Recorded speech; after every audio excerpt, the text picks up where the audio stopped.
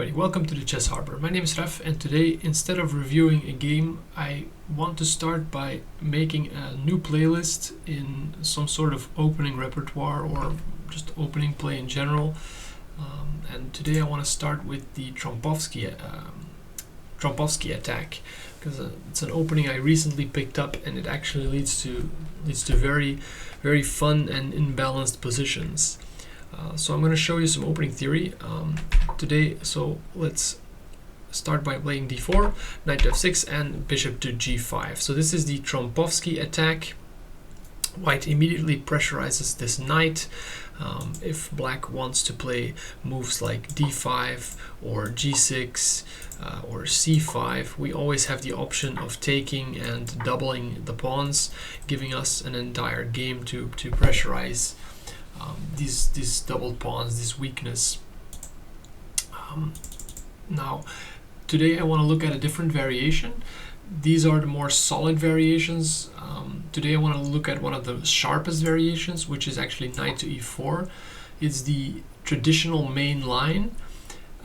It immediately asks this bishop, what are you doing? It's undefended. The knight hops into a very good square on e4.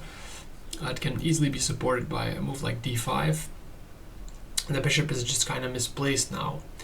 And the main move is bishop to f4. There is some point to be made about bishop to h4, keeping the pin on the e-pawn.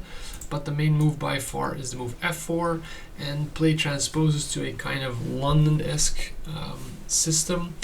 But white also has the intention of maybe playing a move like f3, e4, really like blasting open the center, or otherwise just to move e3, bishop to d3, and taking the knight, potentially doubling the pawns on the e-file.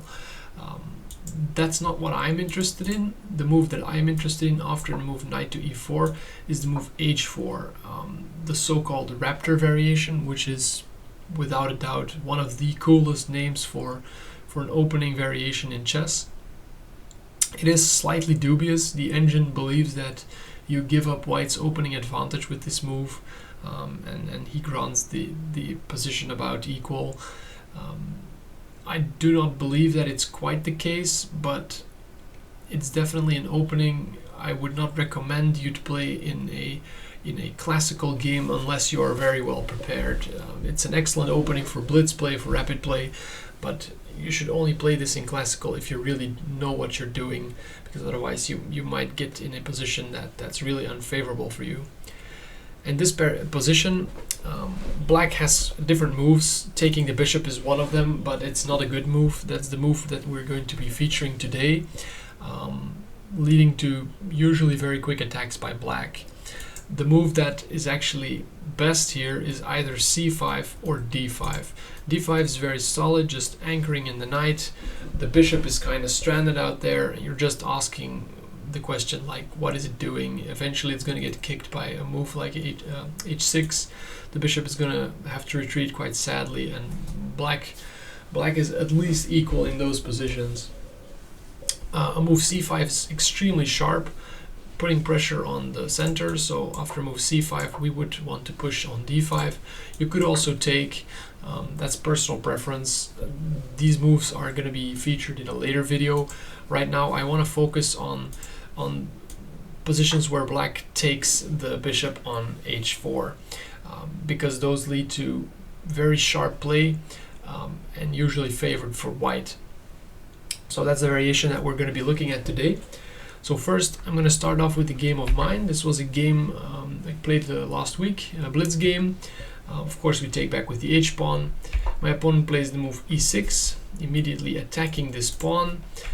And I just defend with the move f3. So my opponent plays bishop to e7, renewing the threat. And now we sacrifice the pawn with g6.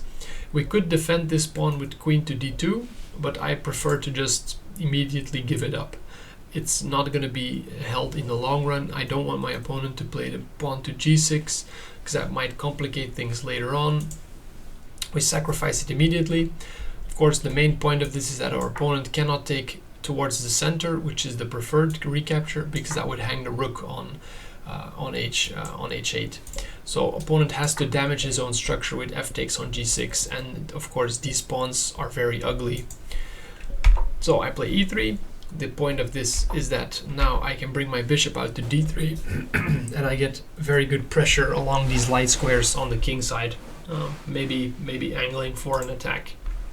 My opponent plays d5, knight to e5, knight to d7, and here I missed a nice tactical shot. I'll give you a couple of seconds to pause the video if you want to find it. A very nice tactical idea, which I was aware of, but I played it in the wrong move order. And the move that would win material is the move rook takes on h7.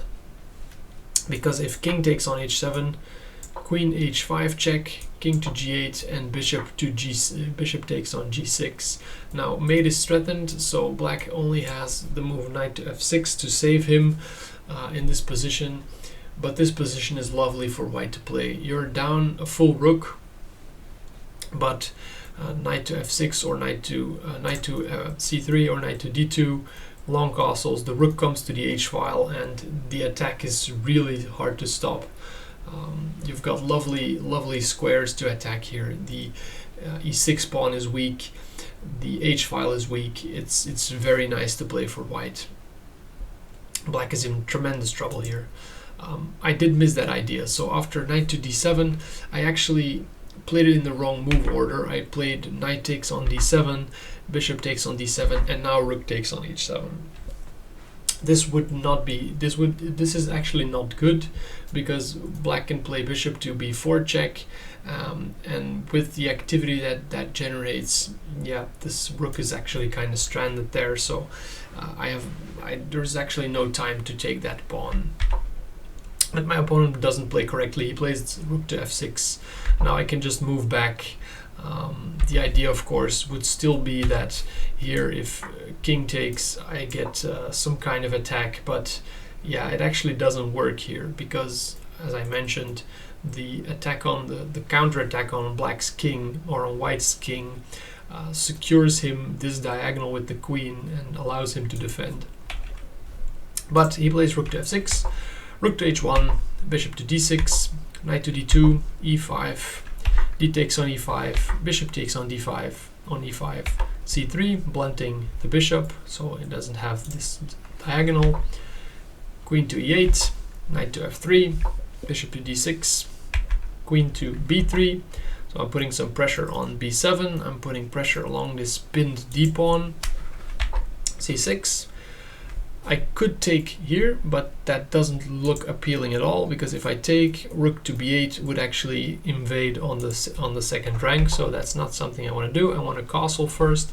So now my rooks can come into the game nicely. If now I want to take, the rook actually can't take on b2 because it's defended. So my opponent plays b6, and I play the move e4. I'm playing against this pawn. This pawn is still pinned, so it can't take. So my opponent plays bishop to e6, and now I start to simplify the position a bit. E takes on d5, bishop takes on d5, and bishop to c4. So the bishop, it can't take my knight, for example, because this one as well is pinned to the king. So some material has to come off. He plays bishop takes on c4, queen takes on c4 check, and now queen to f7. I can't take here, because that would be a very sad mistake where I lose my queen. So we're not going to be able to do that. So I just trade the queens. King takes on f7, and now this position is actually marvelous for white, because these pawns are absolutely atrocious, and my knight can immediately start to punish that with knight g5 check, king to e7, and knight to e4. So I've landed my knight on a beautiful outpost square. On e4, it hits the bishop, it hits the rook. Rook can't take on f2, and I'm just going to be able to anchor in this knight with f3 later, and the knight is unkickable. The bishop is bad in comparison to this knight. This knight is absolutely wonderful. Rook to e6, f3, bishop to f4 check, king to c2, rook d8. I trade a pair of rooks. This allows me to infiltrate with rook to h7, rook to e7, rook h8 check, king to d7, rook a8. So the rook is very active. King to e6. This currently defends along the second rank or the seventh rank, but the rook is still very active. Rook to c8, c5, rook c6 check, king to f7, and now I can start to improve my pawns. So the bishop actually does not have a lot of squares left. If it goes back to this square, yeah, I can almost trap it with rook to c8.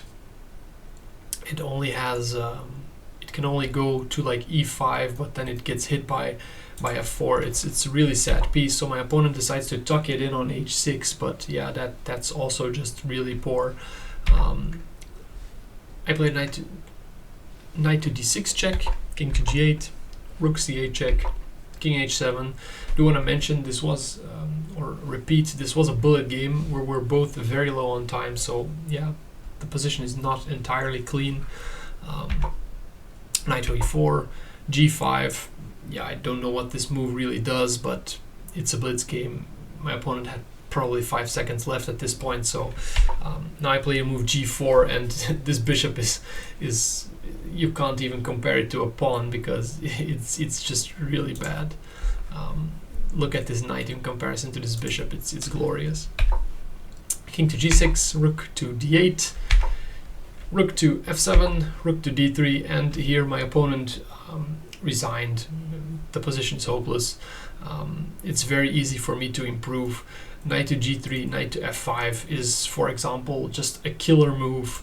At some point, rook coming back in, the king can easily improve along the king side, but it can also go to the on the queen side, but it can also go to the king side, and then the rook can start to clean up these pawns. So yeah, my opponent is in a complete stranglehold here.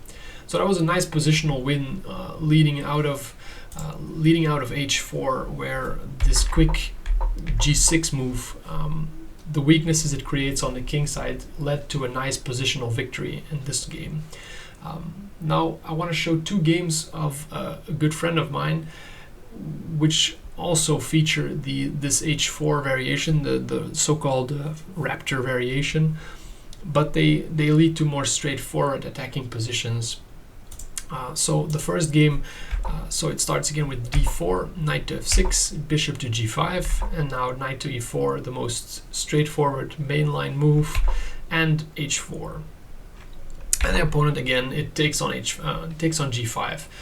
You have to know this move because, especially at lower elos, but even in higher elos, because this was played at a 2,200 elo rating. So yeah, these opponents definitely they know how to play chess. They will still go for this because the move is very appealing. It takes the bishop pair. It also leaves white with what seems like a weak pawn, because it can very easily be attacked, but with moves like this. But we saw that, yeah, we have creative resources to surround that. Now d5, more solid move. e3, bishop to f5, bishop to d3. We have to trade off this bishop because this bishop is actually very well positioned. Bishop takes on d3, queen takes on d3, g6. So that's an idea that black often plays, is they play g6, so we can't play g6. Knight to e2, c6, knight b to c3. We want a castle queen side. Bishop to g7, knight to f4, knight to d7, and we see again a sacrifice on g6. So instead of pawn sacrificing itself on g6, now the knight is going to sacrifice itself on g6 to weaken, to destroy these light squares. It's actually a very beautiful sacrifice, because after f takes on g6, now we have the move rook takes on h7, which is beautiful, really. Rook takes on h7 and queen g6 check. So that wins back our material. King to f8, queen takes on h7, queen to b6. So going for some kind of counter attack. It's probably black's best option. but we can just castle long and we defend everything. King to f7, because the rook definitely has to join in on the game. Queen f5 check, king e8, g6, knight f6.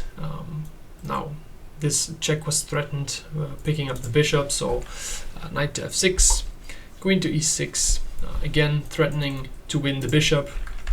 Knight to h5, that defends the bishop, but g4, the knight has to move again. Knight to f6, queen check on f7, king to d7, queen takes on g6, so we're up a lot of material here. We're up 3 pawns.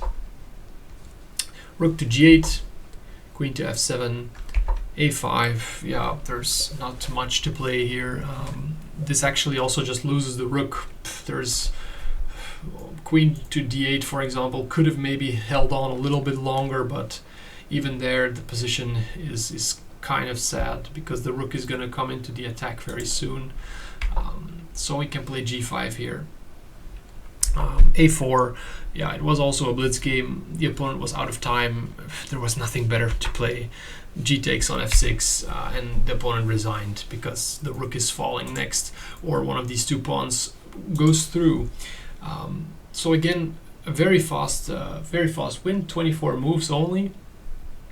Instead of playing g6 to sacrifice, we saw black playing g6 here, and a very nice knight maneuver with knight e2, knight to f4, to set up this sacrifice. So if black had castled here, this sacrifice would have been less strong, but yeah, then of course we're castling long and these pawns are going to shoot up the board, and this h-file is very strong, so black is really discouraged to go to the king side, because yeah, that just leaves the position in shambles.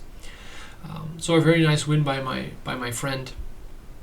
Now let's see the last game here, also a game my friend sent to me. Again, we see the Trompowsky attack with the bishop out to g5 really early, and knight to e4, h4, and again black making a inaccuracy by taking on g5. And this opponent again plays the move e6, knight to f3. Now they play d6 instead of bishop e7, but it leads to kind of the same thing. e3, bishop to e7, yeah, again, and g6. So again, we see this typical pawn sacrifice in this variation. As I played after knight here and d6, you could have played g6 immediately. It's not really a mistake here. It's going to be played either way. Playing it now reduces black's option of playing g6 himself. But anyway, it's perfectly fine over here. F takes on g6 again, bishop to d3 to set up some kind of attack on the light squares. Rook to king to f7 because that needs to be defended. Knight to c3, knight to d7, queen e2.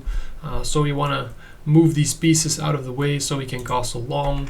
c6, long castles, d5. Now king to b1, just extremely principled, tucking the king in safely so we can start onward with our offensive. Now black starts with a5, so they also want to go on the offensive. This is just clean principle chess. First tuck the king away, now a flank attack met by a center attack with the move e4. Just super clean play by my mate. Bishop to f6, we don't want the position to open up, so e5, lovely.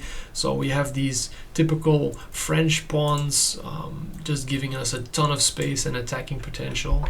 Bishop to e7, g3. This is a nice move. It actually sets up knight to h4. It's also an idea we often see in the French, where the knight wants to end on the f5 square often, or also just clean out so f4, f5 can be played. But in this case, it also sets up tactics on g6.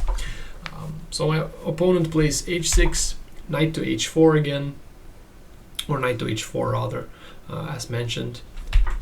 Bishop takes on h4. The knight is dangerous, so it has to be taken out. G takes on H4, rook to F8, queen to G4. So there's a lot of pressure on this pawn here. Opponent feels the need to play G5 there, but this, yeah, you can see these light squares are super weak. So queen to H5 check, king to G8, rook D to G1. Look at these beautiful rooks. These light squares, yeah, that's a sniper. Queen to E8. We don't want to trade queens here. So my mate plays bishop to G6. That's just a very clean move. Yeah, really utilizing these weakened light squares. That's really nice. Queen to E7. H takes on G5. Rook takes on F2. G takes on H6. Knight to F8. H takes on G7, and now a very beautiful combination. The opponent plays queen takes on G2, or queen takes on G7 rather. I'll give you a couple of seconds to pause the video. This is a very nice forced mate. I hope you can find this mate. It starts with bishop to F7 check, at least picking up the queen, but it leads to an even prettier mate. Rook to F7 is forced. The queen is actually pinned towards onto the king, and now queen H8 checkmate. So very clean game by my friend. Yeah, probably one of his best attacking games in the Trompowsky. It's just clean from start to finish. So it all starts with this mistake by black, this inaccuracy. Knight takes on G5, followed by, again, very typical pawn sacrifice, G6, leaving these kind of holes on the queen side on the light squares. A very nice game. So very nice of him that he allowed me to share these games of him. I want to be reviewing these kind of Trompowsky games after bishop to G5 more in later videos. So I'm going to start a new playlist specifically about the Trompowsky, where I will show some theory section together with games like this, just showing you the ideas, because that's really what you learn in an opening. So in the next videos we're gonna cover what to do against the more solid options like D5 or G6, where we're gonna be playing against these double pawns. And I also want to show the more sharp variations which are correct by black with moves like C5, where black actually plays more correctly. So that's for a later video. Right now I'll leave you with these nice wins. Thank you for watching, and I'll see you guys in the next video.